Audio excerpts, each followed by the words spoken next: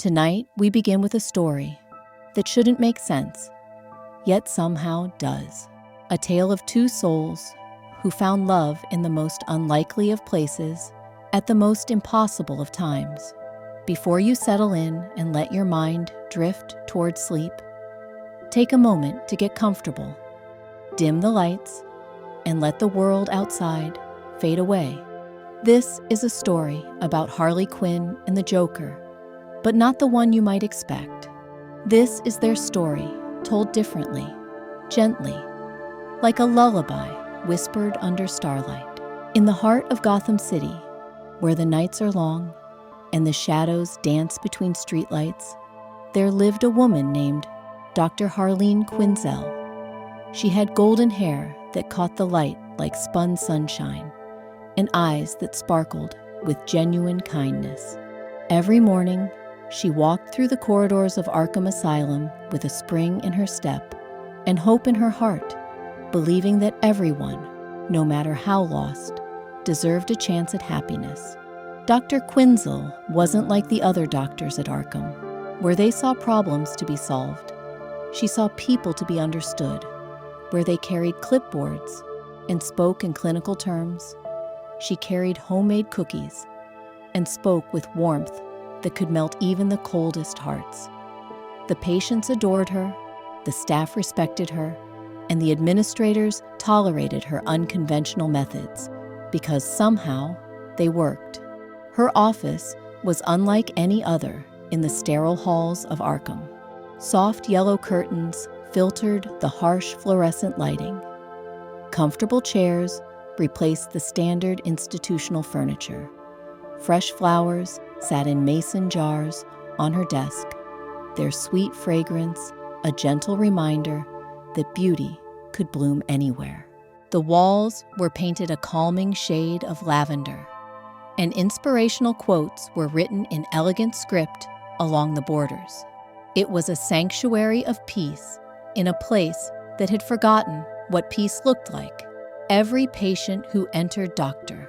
Quinzel's office felt something shift inside them. Perhaps it was the way she remembered their favorite color from a conversation weeks ago.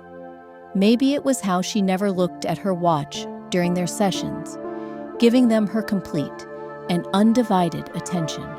Or it could have been the simple fact that when they spoke, she truly listened, not just to their words, but to the pain behind them, the hope hidden beneath their anger, the love buried under years of disappointment. One autumn evening, as golden leaves danced past her window and the first hints of winter whispered through the air, Dr. Quinzel received a new case file. The folder was thicker than most, filled with reports and evaluations that painted a picture of someone the world had labeled irredeemable. But as she read through the pages by lamplight, sipping chamomile tea from her favorite mug, she saw something different. Between the lines of clinical observations and security warnings, she glimpsed a story of a brilliant mind that had been hurt so deeply it had retreated into chaos as protection. The patient's name was simply listed as Mr. J. No first name, no family history, no connections to the outside world. He had been at Arkham longer than anyone could remember, cycling through dozens of doctors who had all eventually given up and requested transfers. The reports described him as unpredictable, manipulative, and dangerous. They warned of his sharp intellect and his ability to get inside people's heads. They spoke of his violent episodes and his complete disregard for authority. But nowhere in those pages did Dr. Quinzel read about his dreams, his fears, or the person he might have been before the world broke him. That night, as rain tapped gently against her apartment windows, Dr. Quinzel sat in her favorite reading chair with a cup of hot chocolate and thought about Mr. J. She wondered what had happened to make someone so brilliant choose chaos over connection. She imagined the little boy he must have once been, full of curiosity and wonder, before life taught him that the world was cruel and unpredictable. She thought about the loneliness he must feel, surrounded by people who saw him only as a problem to be contained, rather than a person to be understood. The next morning dawned crisp and clear, with autumn sunlight streaming through the trees that lined the path to Arkham. Dr. Quinzel arrived early, as was her custom, carrying a thermos of fresh coffee and a paper bag filled with homemade blueberry muffins. She spent the morning reviewing Mr. J's file once more, making notes in the margins about questions she wanted to ask and observations she hoped to make. She rearranged her office slightly, adding an extra lamp for warmth and positioning the chairs so they faced each other at a comfortable angle, neither too close nor too far apart. When the time came for their first meeting, Dr. Quinzel felt a flutter of nervous excitement in her chest. Not fear, exactly, but the kind of anticipation that comes with standing at the edge of something important. She had always believed that every person carried a spark of goodness within them, no matter how deeply buried. Today, she would have the chance to prove that belief once again. The sound of footsteps echoed down the hallway, accompanied by the jingle of chains and the low murmur of security guards. Dr. Quinzel smoothed her skirt, adjusted the fresh daisies on her desk, and took a deep breath. Through her office window, she could see the gardens where patients sometimes walked during their supervised outdoor time. The trees were dressed in shades of gold and crimson, their leaves falling like gentle confetti in the afternoon breeze. It was a beautiful day for new beginnings. When the door opened, Dr. Quinzel looked up with her warmest smile, ready to meet the person behind all those clinical reports and security warnings. What she saw was a man with pale skin and green hair that seemed to catch the light in unexpected ways.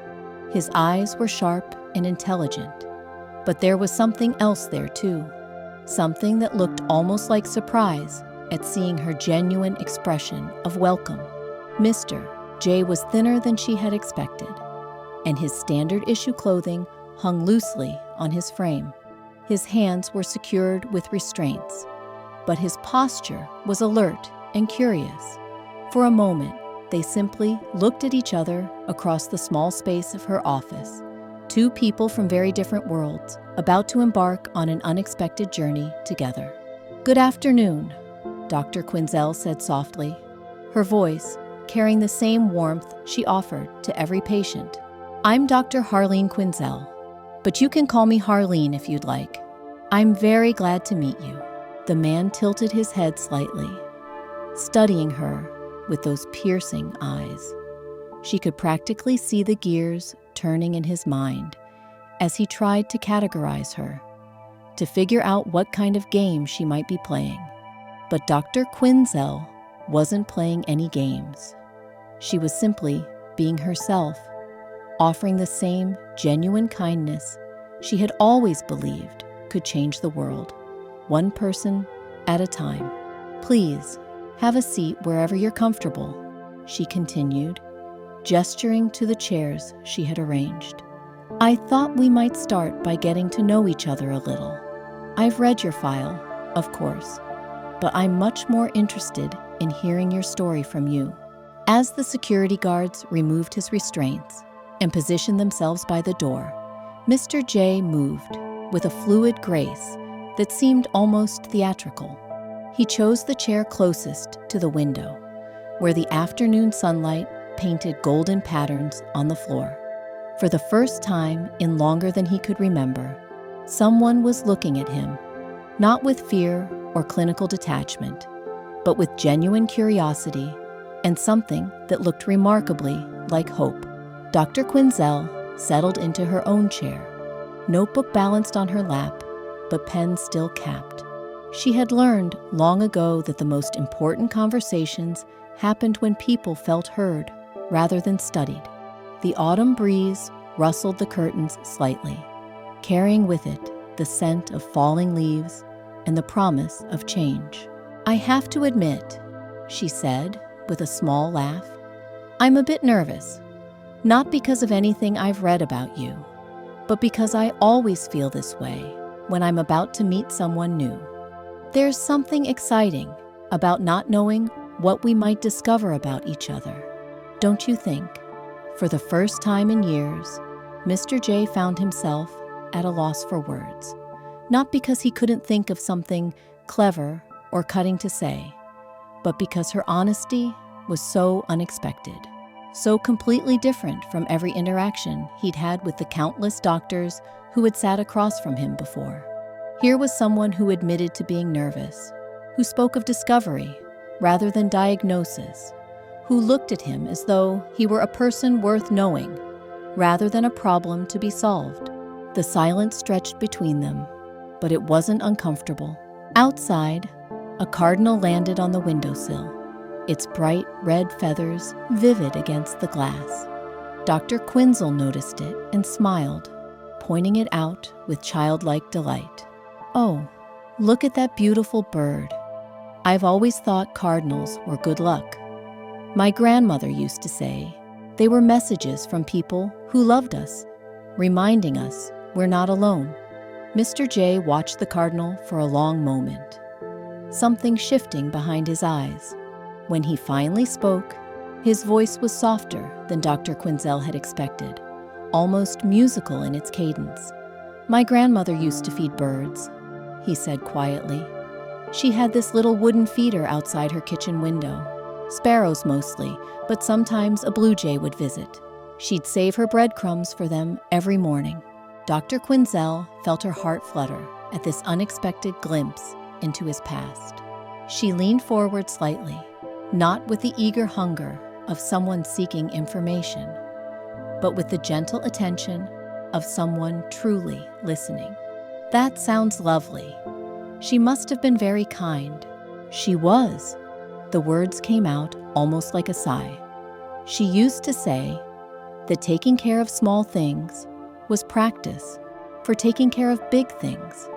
I never understood what she meant until—" He trailed off, his gaze returning to the cardinal, which had begun preening its feathers in the golden sunlight. "Until when?" Dr. Quinzel asked gently, her voice barely above a whisper. Mr. J was quiet for so long that she began to think he wouldn't answer.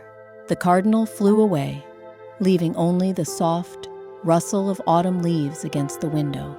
When he finally looked back at her, there was something vulnerable in his expression, like a door that had been locked for years, suddenly creaking open just a crack. "Until I realized I'd forgotten how to take care of anything at all," he said, "including myself." The honesty in his voice caught Dr. Quinzel off guard. She had expected deflection, perhaps some clever wordplay or psychological maneuvering. Instead, she was witnessing something raw and real, a moment of truth that felt precious in its rarity. She set her notebook aside completely, giving him her full attention. "When did you start feeling that way?" she asked, her voice filled with the same gentle warmth she might use to comfort a frightened child. Mr. J studied her face carefully, searching for any sign of judgment or clinical calculation, but all he saw was genuine concern, the kind of expression his grandmother used to wear when she found an injured bird in her garden. It was a look that said, without words, that pain was something to be healed, not analyzed. "I think it happened slowly," he admitted, "like watching the color drain out of the world, one shade at a time, until everything looked gray. I used to notice things, you know, the way morning light looked different from evening light, the sound rain made on different surfaces, the way people's voices changed when they were happy versus when they were just pretending to be happy." Dr. Quinzel nodded, understanding flooding through her. "You were someone who paid attention to beauty. That's a gift. Not everyone can do that." Was, he repeated, the word heavy with loss. I don't know when I stopped seeing those things. Maybe when seeing them started to hurt too much. The afternoon sun had shifted, casting longer shadows across the office floor. Dr. Quinzel noticed how the light played across Mr. J's features, softening the sharp angles and revealing something almost boyish in his expression. She could see the person he must have been before the world taught him that caring was dangerous, that hope was just another word for disappointment. What if, she said carefully, we tried to find some of that wonder again? Not all at once, but little by little, like your grandmother teaching you to care for small things first. Mr. J's eyes widened slightly, as if the suggestion had never occurred to him. You think that's possible? After everything He gestured vaguely, encompassing all the reports, all the warnings, all the reasons why everyone else had given up on him. I think, Dr. Quinzel said with quiet conviction, that the part of you that loved your grandmother, that noticed birds and light and the music in people's voices, that part never really goes away. It might get buried under hurt and fear and anger, but it's still there. It's still you. For the first time since she'd met him, Mr. J smiled, not the sharp, dangerous grin that his file had warned her about, but something soft and wondering, like someone remembering what happiness felt like after a very long winter. You really believe that? He asked. I do, she said simply. And I'd like to help you believe it too, if you'll let me. The session ended quietly, with none of the drama or tension that had marked his previous encounters with doctors. As the security guards prepared to escort him back to his cell, Mr. J turned back to Dr. Quinzel one more time. Harleen, he said, testing her name like he was learning a new song. Thank you for listening. Thank you for sharing, she replied. I'll see you next week? He nodded, and for just a moment, she could see past all the walls and defenses to the person underneath. Someone who had been alone for so long, he'd forgotten what connection felt like. Someone who deserved kindness, even if the world had convinced him otherwise. After he left, Dr. Quinzel sat in the gathering twilight of her office, watching the last of the autumn light fade from the sky. She thought about birds and breadcrumbs, about grandmothers who understood that love started small and grew. She thought about the man who had just left her office and the journey they were about to take together. That evening, she stopped at a small shop on her way home and bought a simple wooden bird feeder.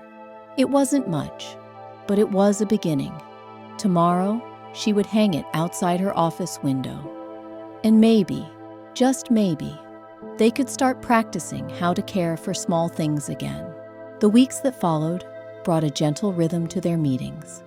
Each Tuesday and Thursday afternoon, Mr. J would arrive at Dr. Quinzel's office, and each time, the walls between them seemed a little lower. She learned that his real name was Jack. Though he hadn't used it in so long, it felt foreign on his tongue. She discovered that he had an extraordinary memory for poetry and could recite entire passages from books he'd read decades ago. He had opinions about art and music that revealed a depth of feeling he'd spent years trying to hide. Harleen, as he had begun calling her with increasing warmth, shared pieces of her own life in return. She told him about her childhood in Brooklyn, where she dreamed of becoming a dancer before falling in love with psychology. She described her tiny apartment with its overflowing bookshelves and the herb garden she kept on her fire escape. She spoke of her belief that everyone deserved to be understood, to be seen for who they truly were beneath whatever masks they wore. The bird feeder outside her window became a source of daily joy for both of them. Sparrows and finches visited regularly, and once, A family of cardinals made it their regular stop. Jack began to look forward to their appearances, sometimes arriving at their sessions with observations about their behavior or questions about their migration patterns. The female cardinal came by herself today, he mentioned during one afternoon session, his voice carrying a note of concern. Do you think something happened to her mate? Harleen looked out the window, where, indeed, a single female cardinal sat pecking at the seeds. I don't know, she said thoughtfully, but birds are resilient creatures. Even if something did happen, she'll find her way. Cardinals are strong, and they have good memories for safe places. Jack nodded, something in his expression suggesting he understood they weren't just talking about birds anymore. It's nice that she knows this is a safe place to come. It is, Harleen agreed, meeting his eyes. I hope you feel that way too. The transformation in Jack was gradual, but unmistakable. The sharp edges of his personality began to soften, revealing someone capable of surprising gentleness. He started bringing small gifts to their sessions. Nothing elaborate or inappropriate, just little things that caught his attention. An interesting article from a magazine, a pressed flower he'd found in the exercise yard, a poem he'd written on a scrap of paper. Harleen treasured these offerings, not because of what they were, but because of what they represented. Each one was a small act of trust, a bridge built between his isolated world and hers. She kept them all in a special box in her desk, a collection of moments that proved connection was possible, even in the most unlikely circumstances. One rainy Thursday in November, Jack arrived at their session quieter than usual. The weather had turned cold, and the bird feeder sat empty as the autumn birds had begun their migration south. He took his usual seat by the window, but didn't look outside as he typically did. You seem thoughtful today, Harleen observed gently. Jack was quiet for a long moment, his fingers tracing patterns on the arm of his chair. When he finally spoke, his voice was barely audible above the rain pattering against the glass. I've been thinking about before, he said, about who I used to be. Sometimes I can almost remember what it felt like to be that person. But it's like trying to hold on to smoke. The harder I try to grasp it, the more it slips away. Harleen felt her heart ache for the pain in his voice. What do you remember most clearly? Laughter, he said after a pause. I used to laugh a lot. Real laughter. Not the kind that's meant to hurt or frighten people. I remember thinking the world was full of wonderful absurdities, little jokes that life played just to see if anyone was paying attention. I used to collect those moments, like other people collect stamps. What changed? She asked softly. Jack looked out at the gray sky, his reflection ghost-like in the rain-streaked window. I think I forgot that the jokes were supposed to be funny. Somewhere along the way, they started feeling cruel instead of clever. And once you see cruelty everywhere, it's hard to see anything else. Harleen nodded, understanding flooding through her. But you're seeing other things now. You see the birds. You notice when I change my flowers. You remember poetry that makes you smile. Maybe you're finding your way back to those wonderful absurdities. Maybe, Jack said, turning to look at her with something that might have been hope. You make it easier to remember what it feels like to be curious about things instead of suspicious of them. The admission hung in the air between them, tender and fragile as a soap bubble.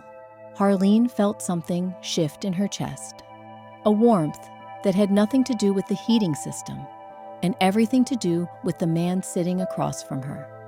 Somewhere along the way, without quite realizing when it had happened, she had stopped seeing him as just a patient and started seeing him as simply Jack, someone who had been hurt and lost, but was finding his way back to himself, one conversation at a time. Jack, she said quietly, and the sound of his real name on her lips made him look up in surprise.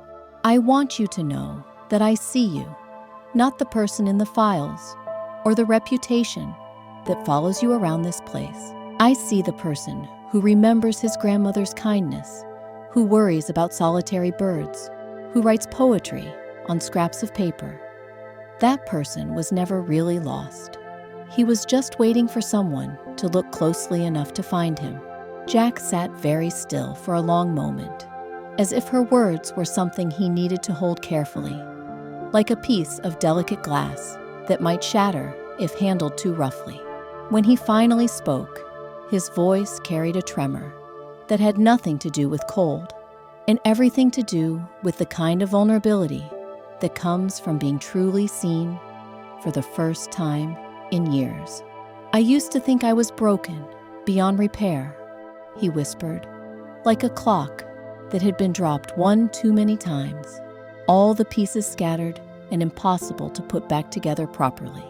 Harleen leaned forward slightly, her eyes never leaving his face. What if you're not broken? What if you're just different now?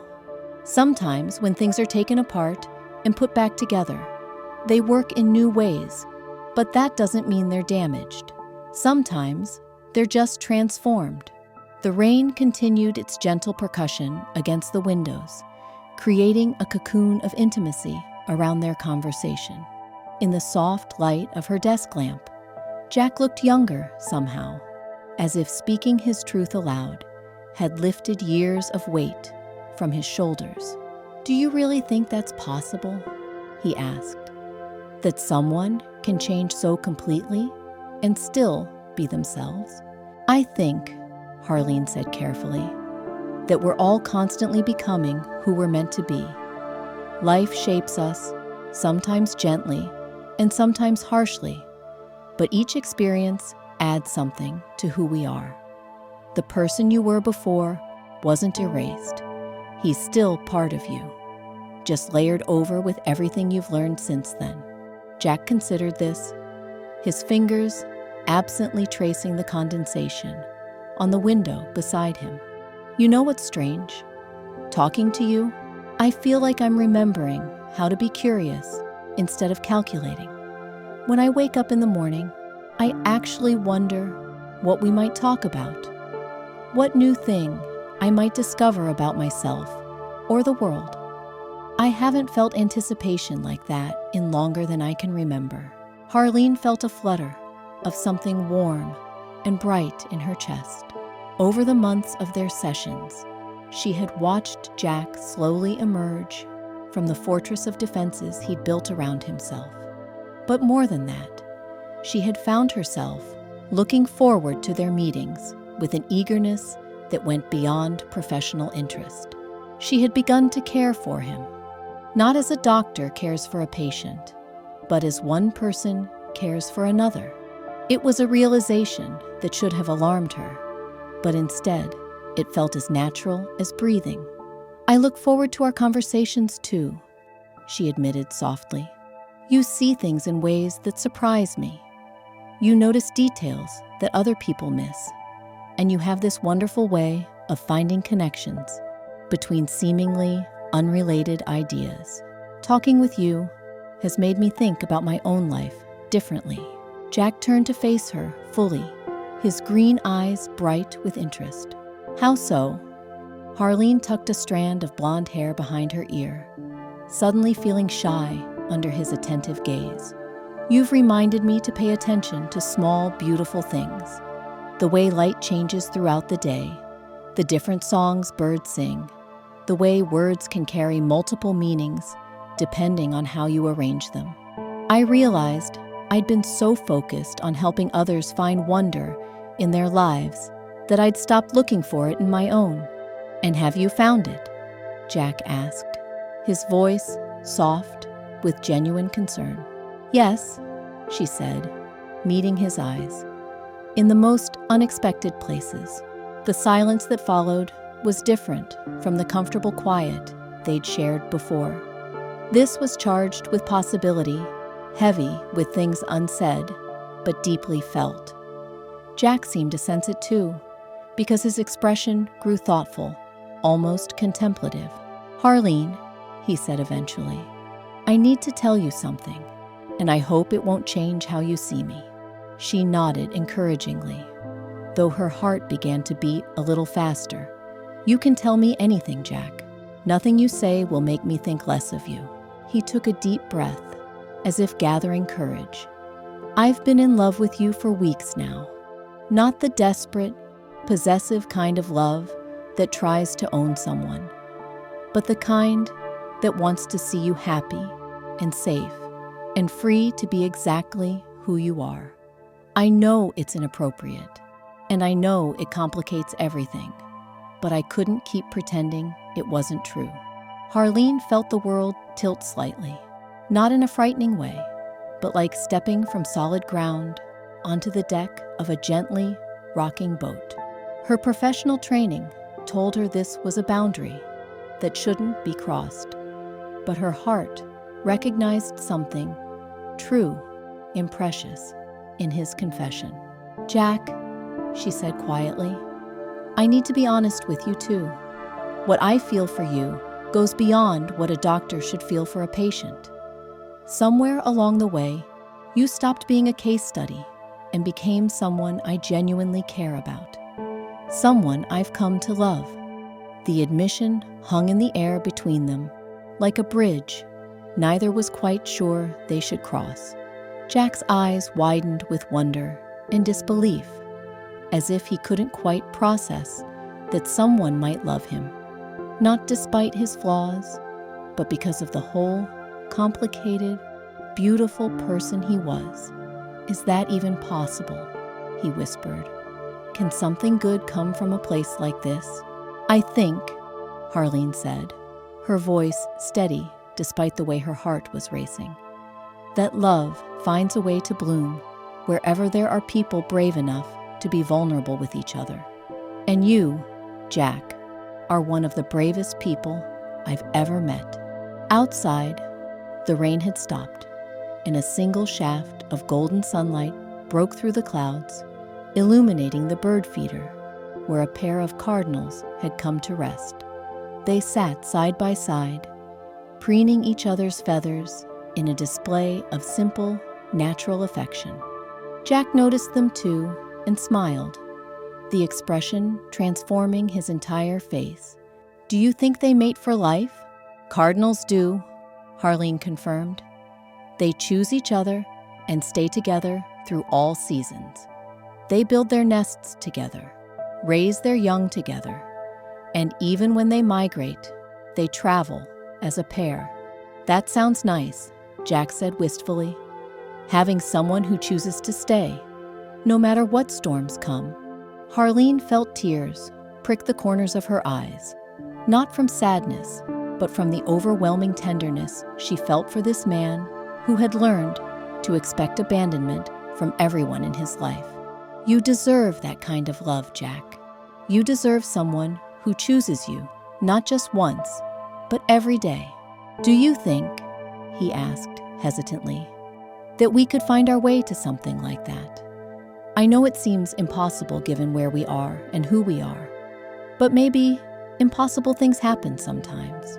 Harleen looked at him sitting there in the golden afternoon light, his face open and hopeful in a way she'd never seen before. All the logical, practical parts of her mind raised objections and concerns, but her heart, her truest heart, knew that some connections transcend circumstances and conventions. "I think," she said slowly, "that love is always a leap of faith.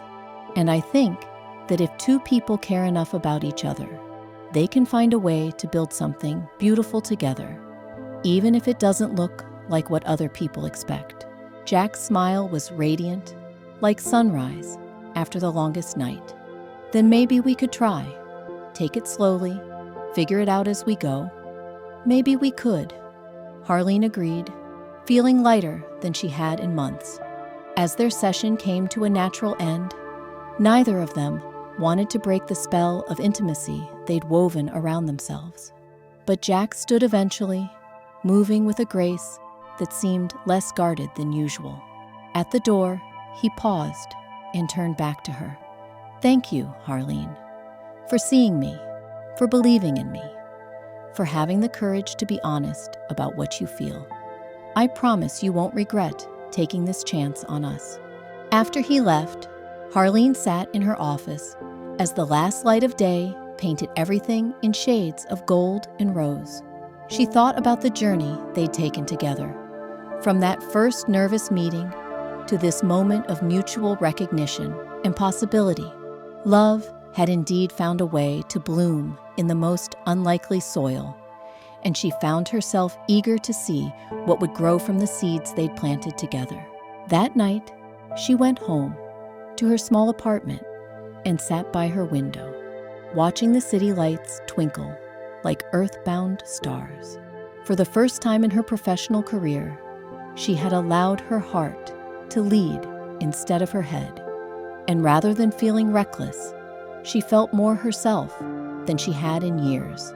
Sometimes the most important healing happened not through clinical techniques or therapeutic interventions, but through the simple act of two people seeing each other clearly and choosing love over fear.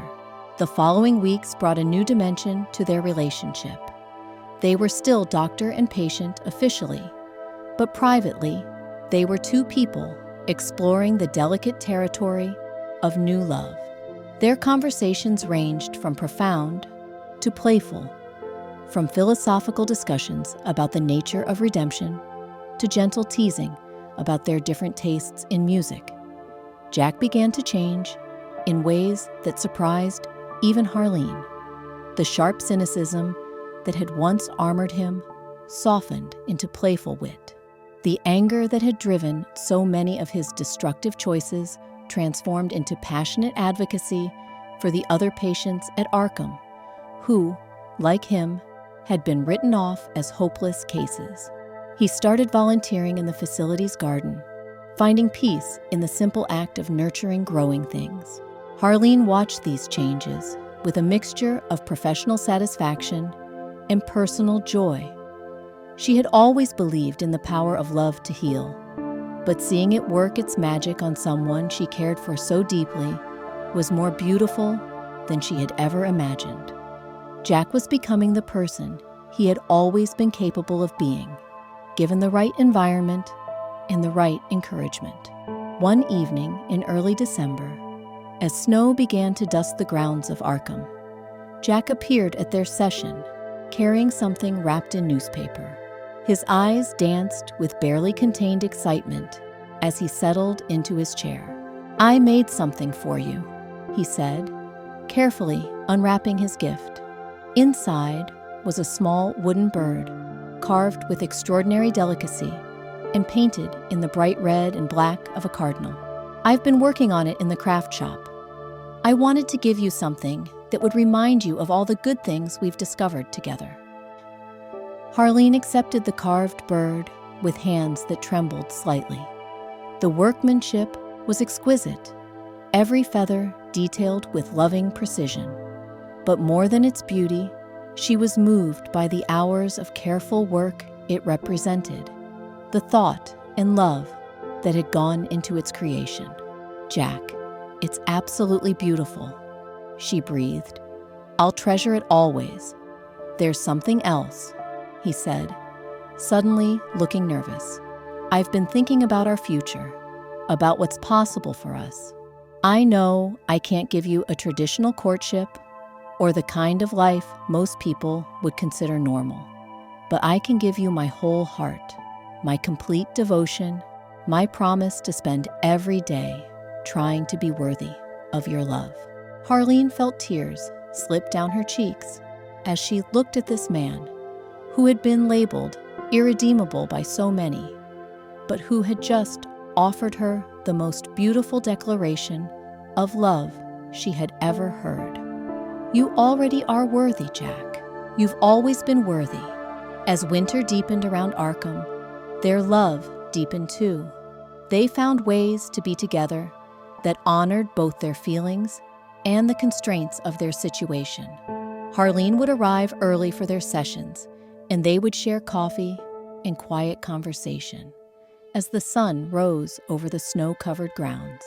Jack would save small observations and thoughts throughout his days to share with her, treating their time together like the precious gift it was. They talked about everything and nothing, from grand philosophical questions to silly observations about the squirrels that raided the bird feeder. They discovered they both loved old movies and classical music, that they both had complicated relationships with their families, that they both believed in the possibility of redemption for even the most lost souls. Sometimes they would sit in comfortable silence, simply enjoying each other's presence.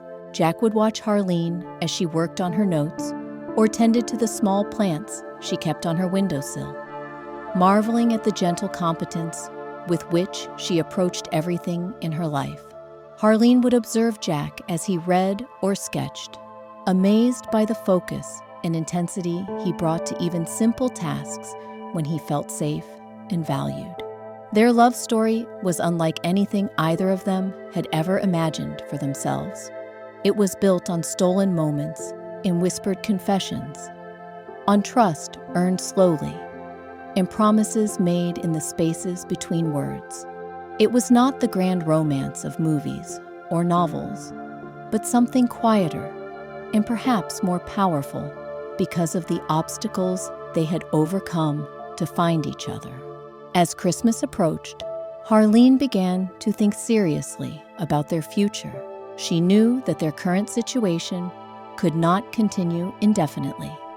Questions would eventually be asked, boundaries would be enforced, and difficult decisions would have to be made.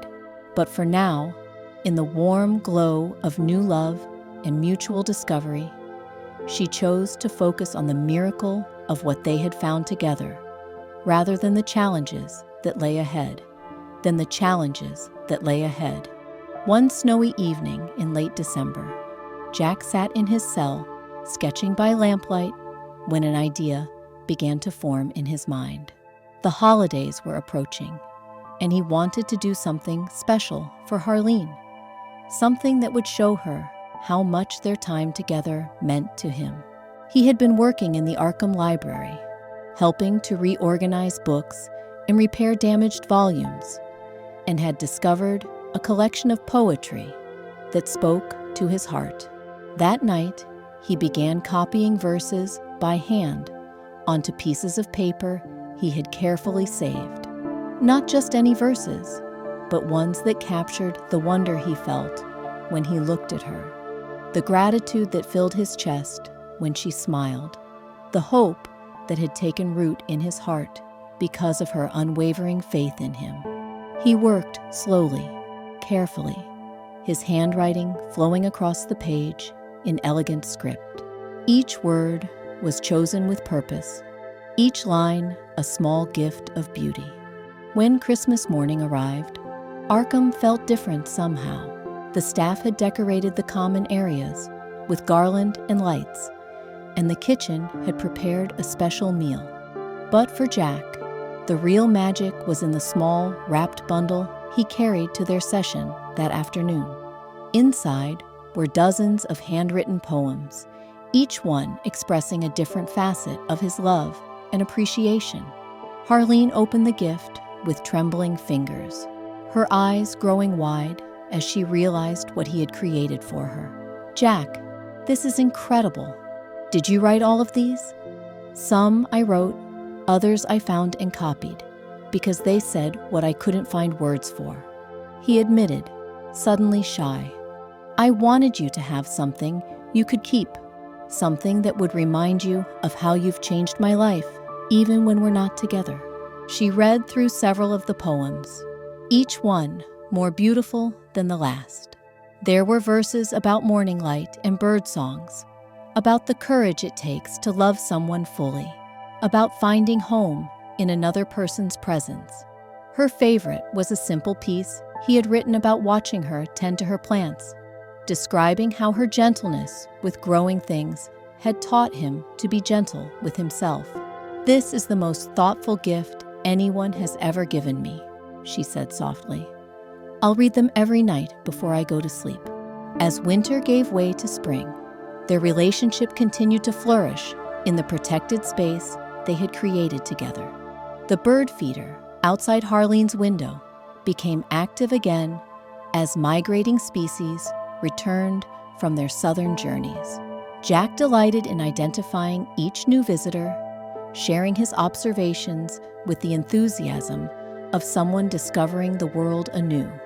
He had begun to volunteer more extensively around Arkham, helping in the kitchen, assisting with maintenance projects, and even leading a weekly discussion group for patients interested in literature.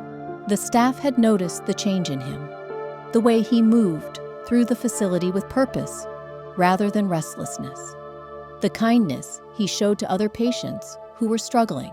Dr. Arkham himself had commented to Harlene on Jack's remarkable progress, praising her innovative therapeutic approach. She accepted the compliments graciously while keeping the true nature of their relationship carefully hidden. The professional boundary they had crossed was one that could cost her everything, but she had never regretted taking that leap of faith. One warm April afternoon, as cherry blossoms bloomed outside her office window, Jack arrived at their session with a proposal that took Harlene's breath away. He had been working with the administration on a plan for his eventual release, a carefully structured program that would allow him to transition back into society under supervised conditions. "I know it might take months or even years," he said earnestly, "but I want to build a real life, one where I can contribute something positive to the world. I want to prove to everyone, including myself, that redemption is possible. And someday, when I'm truly free, I want to ask you properly to share that life with me." Harlene felt her heart soar at his words. The man sitting before her was so far from the broken soul she had first met that sometimes she could hardly believe they were the same person. "You're already contributing something positive, Jack. Look at how you've helped the other patients, how you've brought joy and purpose to this place. You're not waiting for redemption, you're living it." They talked late into the afternoon about their dreams and plans. Jack spoke of wanting to work with other people who had been written off by society to show them that change was possible. Harlene shared her own hopes of opening a private practice focused on unconventional therapeutic approaches, helping people who had been failed by traditional methods. As the seasons changed around them, their love story continued to unfold in quiet moments and shared glances. They celebrated small victories together, like the day Jack completed his high school equivalency degree, or when Harlene was recognized for her innovative work with difficult cases.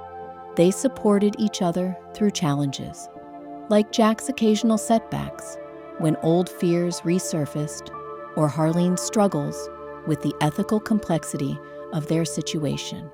Through it all, they held fast to the truth they had discovered in those early days of their relationship. Love was not about perfection or conventional circumstances.